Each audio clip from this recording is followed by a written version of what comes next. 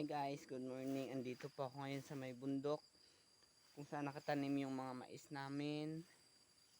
Kasi sabi ni tatay kinain na daw ng mga daga to, wala na daw natira. Kaya titingnan natin. Ayan guys, wala na talaga oh.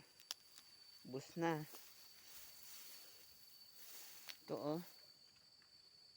Ayan. Sayang. Oh. Kinain ng mga ng balabaw oh. Ikutin natin ito ngayon.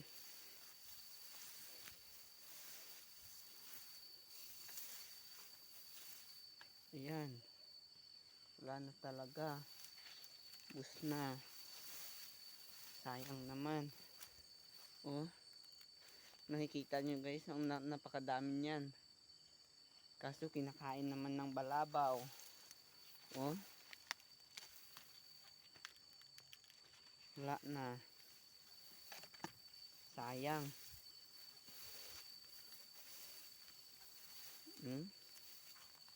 Ubus na talaga. Wala na. Kaya kukuhain na lang namin to. Papakain namin sa baka at sa kalabaw. Kasi sayang naman. At wala naman itong bunga. Kasi kinakain na ng balabaw. Ayan o. Ang dami sana. Yan. Wala na. Ubus na ng balabaw. Yan. Ayun yung kapatid ko. Nangunguha ng mais.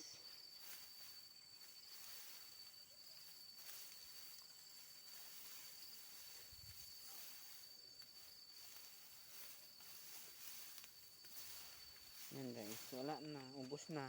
Kinakain ng daga ng balabaw. Sayang talaga kasi pinaghirapan ito ni tatay tapos kinain lang ng balabaw.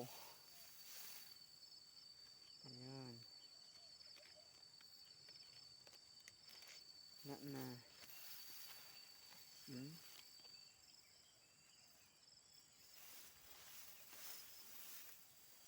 Ang dami niya no. Tapos kinain ng balabaw. Dito sa baba. Tingnan natin.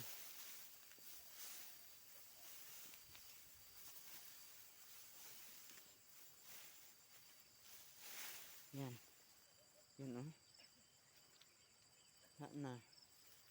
Dami niyan guys. Ubos na ng balabaw kinain. Lahat. Wala nang natira. Yan ah. Dito naman sa baba. Yan. Wala na. Ito oh. Wala na guys. Ubos na. Dito naman. Ayan. Wala na.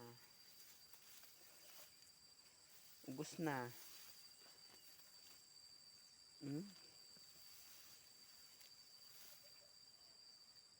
Ubos na talaga yan. Lahat. Wala na yung natira.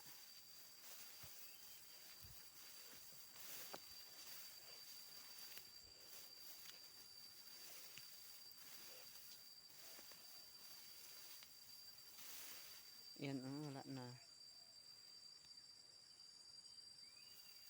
Wala na yung natira, ubos na ng balabaw.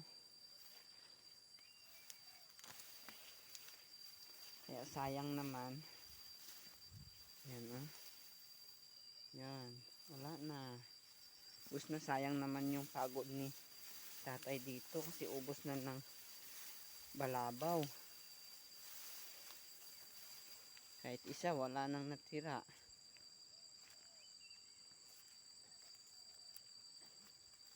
Ayan o. Ubos na.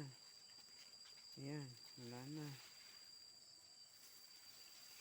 Ito naman. Ayan, wala na.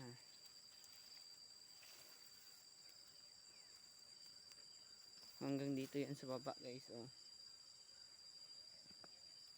Ayan oh.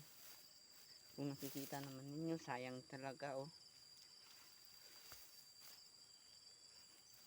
Ito oh. Oh.